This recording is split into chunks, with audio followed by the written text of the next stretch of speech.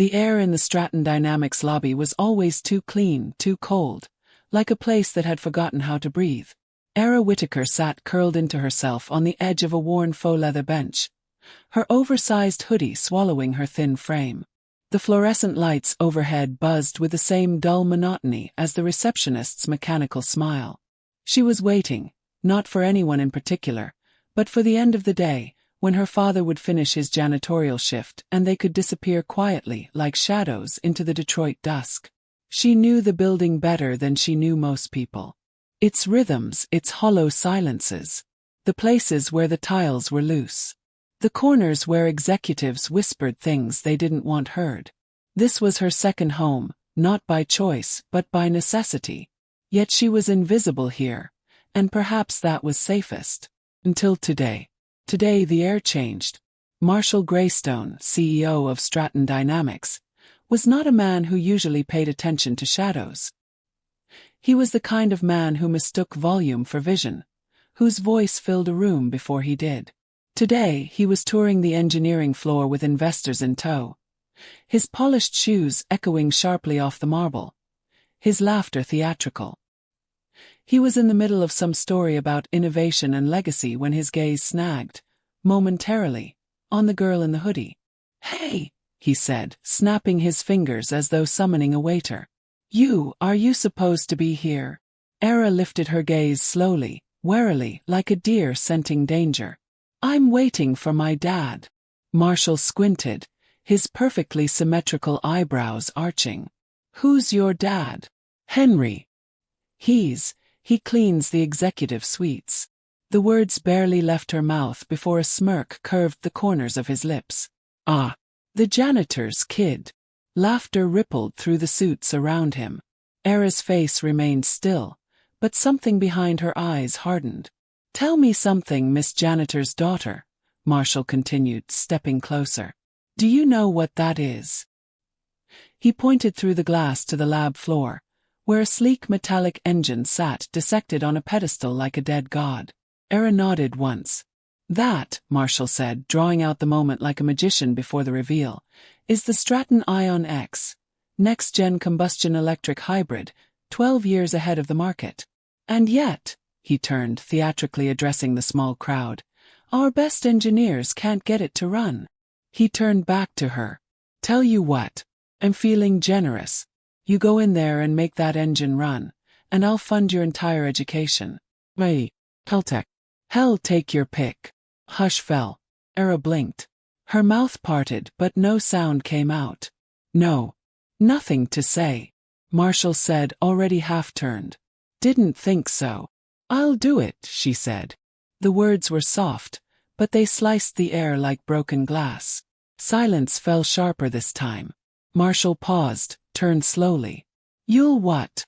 "I'll fix it," she said again, rising. Her voice no longer trembled.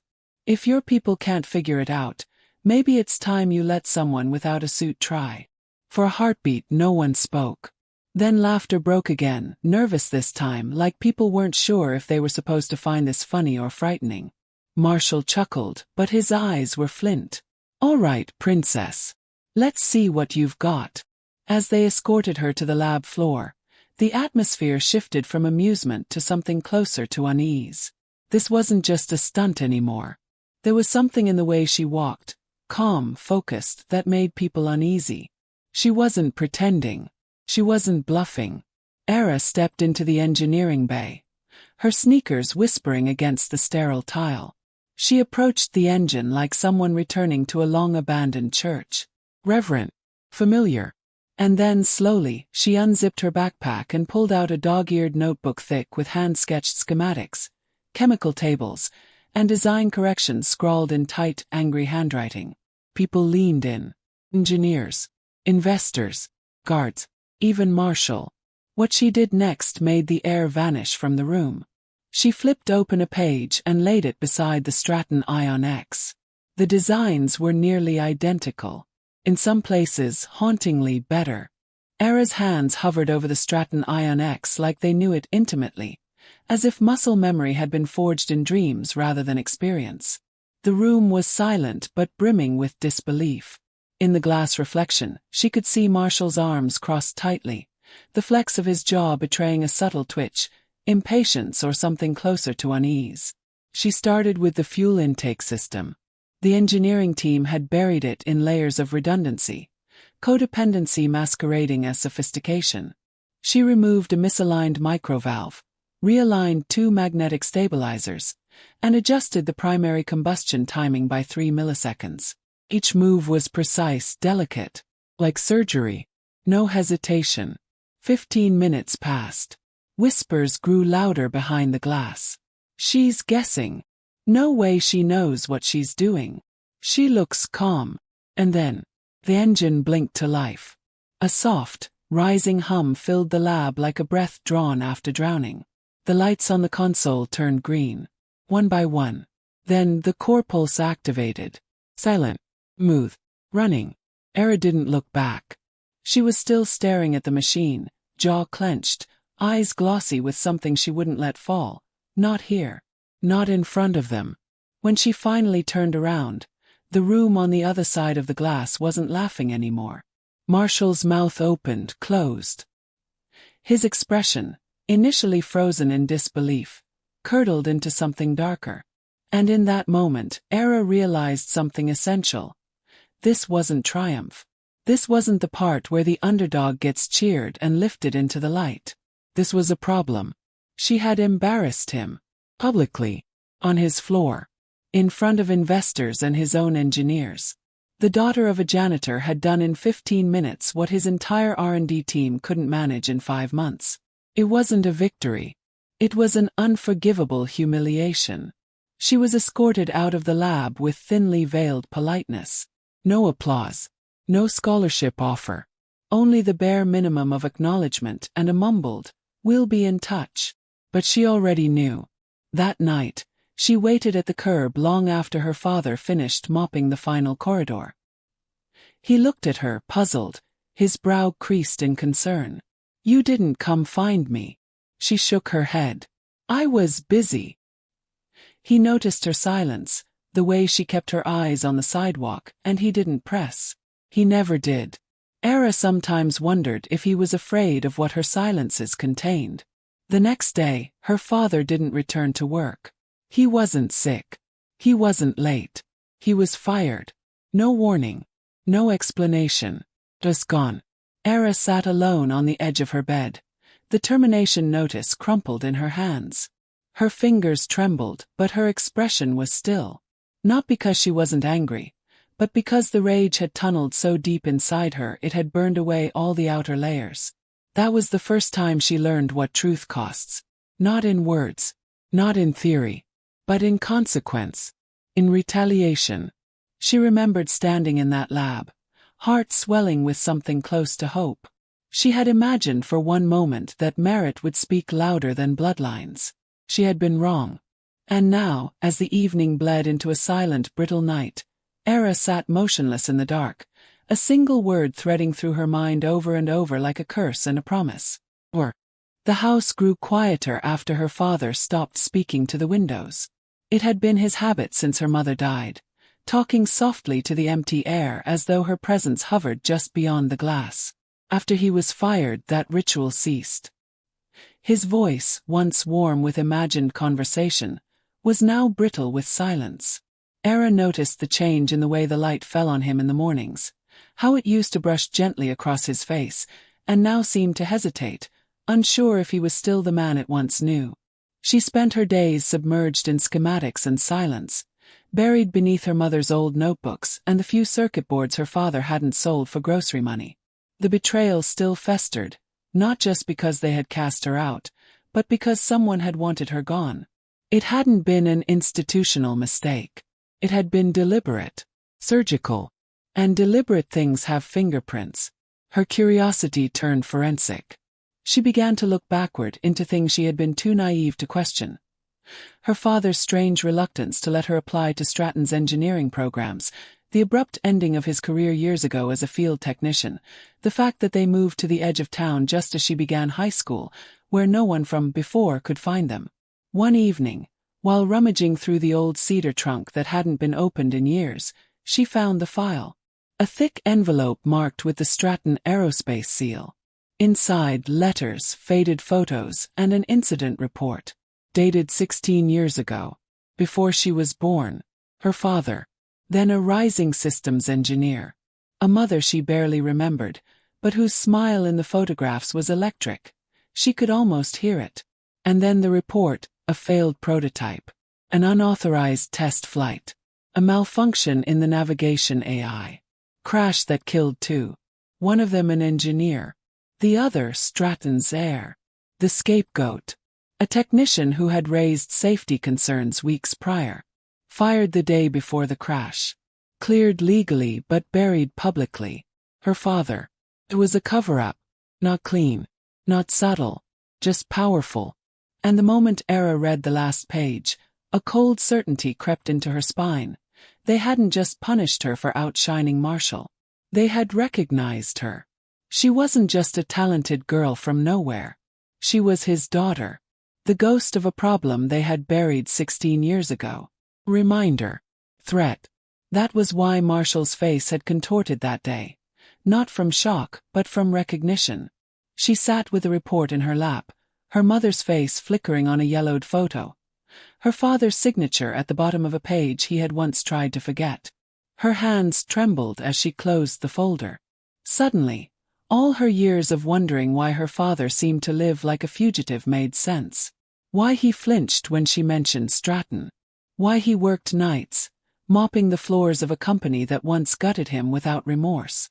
He had stayed close not out of weakness, but because he was watching, waiting, not for revenge, but for her. For her to grow into something stronger than he was allowed to be. He hadn't given up. He had chosen to protect her from a truth she wasn't ready to carry. Till now. That night, Era didn't sleep. She sat beneath the dim bulb of the kitchen, dismantling an old sensor module in silence. Not to build, not to fix, but to feel the rhythm of logic again. To remind herself who she was. They had taken her father's future. They would not take hers. As dawn approached and the first thin light touched the countertop, she reached for a pen and wrote just one name in her notebook. Not Stratton, not Marshall, but her mother's name. And below it, the line that would anchor everything to come. If the past cannot be changed, then let the future be rewritten in fire. Era woke before the sun, not startled, not restless, but aware, vividly, frighteningly aware, of herself. Of her body curled on the cold linoleum. Her fingers numb from a night spent soldering circuits that hadn't worked in years. Her mind sharpened by something beyond anger. It was not rage that bloomed inside her now. It was clarity, the kind that changes everything. She moved like someone who had been asleep for too long, each step deliberate, like reclaiming ground she had once surrendered. The smell of her father's coffee reached her before he did, and when he saw her, hunched over the kitchen table with a Stratton envelope open beside a dismantled memory module, he didn't speak. Not out of surprise, but because he knew. He had always known this moment would come, that she would dig deep enough to find the bones. I read it, she said without looking up. All of it. His sigh was not one of defeat, but of inevitability. Then you know why I tried to keep you away. I do, she whispered, and for the first time, the bitterness in her voice wasn't aimed at him. But it found me anyway. He sat across from her, his hands older than they should have been, scarred by years of labor he never deserved. She stared at them. Tools of a man once brilliant, reduced to silence. I was angry, she said. I hated you. For being weak. For staying quiet. For letting them erase you. I let them erase me, he said gently. Not you. Era nodded slowly. The weight of those words pressed against her chest. He had spent years swallowing his pride to protect her from the same fate. And yet, in protecting her, he had also hidden the very fire she needed to fight. Now it was too late for concealment. The machine had already turned its eye toward her. The moment she'd outshone Marshall, the gears had started to move. She wasn't imagining the whispers, the vague job denials, The doors that closed just before she arrived. They had begun to circle, not because she was unworthy, but because she was. Later that afternoon, Era walked back onto campus, not as the uncertain student who once waited for permission, but as someone who had decided to stop asking. She didn't return to class. She walked straight to the department head's office. Her project had been reassigned. Her name removed from the credits. Her access revoked. Professor Valles looked up when she entered, startled. "I know what Stratton did to my father," she said calmly, shutting the door behind her. "I know why they buried him. I know why they're trying to bury me." He opened his mouth, but she raised a hand. "I'm not here for your sympathy. I'm here to let you know, this isn't going to end the way they expect. I'm not my father. I'm not going to disappear." There was no threat in her voice. Just a steady, terrifying conviction. "I have the documents," she continued. "The flight logs. The internal memos. Timeline. I know who made the call. I know who signed the report. If Stratton wants a war of silence, they should have picked someone less loud." She turned and walked out before he could respond, her heart pounding not with fear, but with the thrill of reclamation. She wasn't just defending her past anymore. She was writing her legacy. Back at home, her father watched her pack her tools with a quiet reverence, as though witnessing a ritual he never believed he would see again. She had been his hope once. Now she was his reckoning. And when she strapped the old memory module to her arm and slipped the envelope into her backpack, she felt, perhaps for the first time, not like someone's daughter, but like someone's storm. The silence that had ruled their lives for 16 years was ending. She wasn't just awakening. She was rising. They didn't see it coming. Stratton had long believed in its own invincibility, in the walls of prestige and silence it had built around its secrets. For years, it had relied on fear, on control, on the illusion of benevolence wrapped around a cold mechanical heart. But empires do not fall in a single blow. They rot from within. And all it takes is one crack for the rot to spill out. Era became that crack. Not with fire, not with riots, but with precision, a methodical dismantling of power disguised as curiosity. She began by releasing the flight report anonymously, attaching a line of embedded code that traced downloads in real time. Hundreds accessed it within hours. Journalists, engineers, students who had once admired Stratton, and others who had once feared it. The signature was unmistakable. A test flight scrubbed from official logs, conflicting memos, ignored safety warnings, and the quiet expulsion of a whistleblower. The name of the pilot who died. The CEO's brother. The name of the fired technician. Era's father. Within days, the air around Stratton thickened with unease. Shareholders demanded internal reviews. Subcontractors pulled out of pending deals. And then someone, perhaps a former employee, perhaps a guilty conscience, leaked an email chain. One that confirmed what Era had always suspected. Her scholarship had never been real. Had been surveillance. A program designed not to nurture talent, but to watch for threats. And she had risen too fast. They had tried to stop her quietly, blocking projects, redirecting credit, undermining her mentors. When that failed, they'd pushed her out. But by then it was too late. She had already learned how to build not just machines but momentum. Marshall tried to save face. He issued a statement of denial, a familiar cocktail of concern and plausible deniability. But it wasn't his words that undid him. It was his tone. Careless. The public had seen the footage of him laughing during Era's ejection. They had seen his silence as her name was erased. And now they saw him for what he truly was. Not a leader. Not a visionary. But a spoiled child hiding behind power. The board turned on him within a week. Internal investigations unearthed more than Era had expected. Ghost accounts, bribes, engineering cover-ups, and a decade-long pattern of erasing threats. Her father's file was just the beginning. There were others. Names, faces, families destroyed for daring to speak out. She didn't feel satisfaction. Not exactly. What she felt was weight, centuries of it, lifting off her shoulders and crashing down on theirs. One by one the pillars fell. The CTO resigned. The head of legal disappeared overseas. And when the CEO was forced to step down amid a class action lawsuit, Stratton's logo, once etched into the skyline like a god's signature, became just another emblem of hubris undone. Yet even as the tower crumbled, Era remained calm. She didn't gloat. She didn't dance on their ruins. She went home. She walked into the kitchen, still smelling faintly of solder and coffee, and found her father staring at the old television. They didn't need words. The headlines spoke for themselves. Stratton Aerospace under federal investigation. Whistleblower's daughter linked to data leak. Victims speak out after 16 years. He looked at her, and in his eyes she saw the man he used to be, the man he had hidden for so long. He didn't say, "I'm proud of you." He didn't need to. 'Cause for the first time in years they were free. Era stepped outside, the evening air wrapping around her like a memory. The stars were dim tonight but visible, imperfect, real. The empire had fallen. And in its ashes, something quieter rose, something more enduring than power. Truth. It didn't end with headlines. Justice never truly does. Long after the lawsuits were filed and the news anchors moved on, the quiet work began. The rebuilding, the reckoning, the conversations too broken to finish before.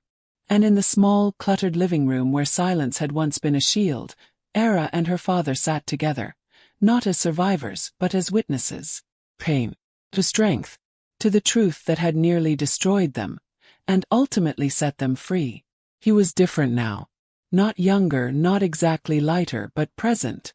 There was no longer that distant look in his eyes, the one that used to scan the room for ghosts only he could see. He sat across from her like someone who had returned from exile. And when he finally reached across the table, fingers trembling, to place the old photograph of her mother in her hands, Era understood. "This was her before Stratton," he said softly. "Before the accident. Before I became what I became." Era traced the face in the photograph. Her mother's eyes were wide with mischief, hair wild in the wind, one hand on the wing of a prototype jet. She looked alive in a way that had never survived in stories. "I used to think you kept this from me out of shame," Era murmured. "I did," he said. "But not mine. Hers. She never wanted you to know how she died. Not like that. Not for a machine. Not for a mistake." "But you didn't make the mistake," Era said. He looked at her then, and for a long moment said nothing. When he finally spoke, his voice was stripped of all pretense. "I didn't stop them either." She nodded slowly, not out of forgiveness but understanding. There are silences that protect, and silences that imprison. He had lived with both. Now it was over. In the weeks that followed, victims from Stratton's past began to emerge. Not just engineers but interns, custodians, widows of pilots long forgotten. Era didn't want fame. She refused interviews, declined awards. What mattered to her was voice. Giving it back to those who had lost it. She launched a foundation. Not with a press conference, but with a handwritten letter. "This is not for revenge. This is for remembering. This is for all the stories buried beneath silence." And she called it Echo, because even the softest voice deserved to return. One evening, as dusk settled over the hills, a letter arrived in a crisp envelope. No name. Just a return address stamped with government ink. Her hands trembled as she opened it, and the moment she saw the words, * reinstatement, honor, clearance, * she couldn't breathe. They had cleared her father's name. It didn't undo the years. But it mattered. She handed the letter to him wordlessly. His fingers closed around it like someone holding something fragile for the first time. A single tear slid down his cheek. No sobbing. Just release. They stood on the porch together that night, wrapped in the kind of silence that finally felt whole. The world hadn't changed overnight, but a corner of it had been reclaimed. Not through violence or revenge, but through something harder. Endurance. And love. Era thought of her mother, of the girl she'd once been who believed in flight and sky and freedom. She thought of her father, who gave everything to protect what was left. And she thought of herself, not as the weapon Stratton tried to break, but as the memory they could never erase. Justice had come. Not clean, not perfect, but real. And in that truth, at last, they were reunited. Not just father and daughter, but survivors, builders, and above all, believers in something better. Let me know if you'd like an epilogue or a poetic closure. This ending leaves space for reflection or continuation, depending on your vision.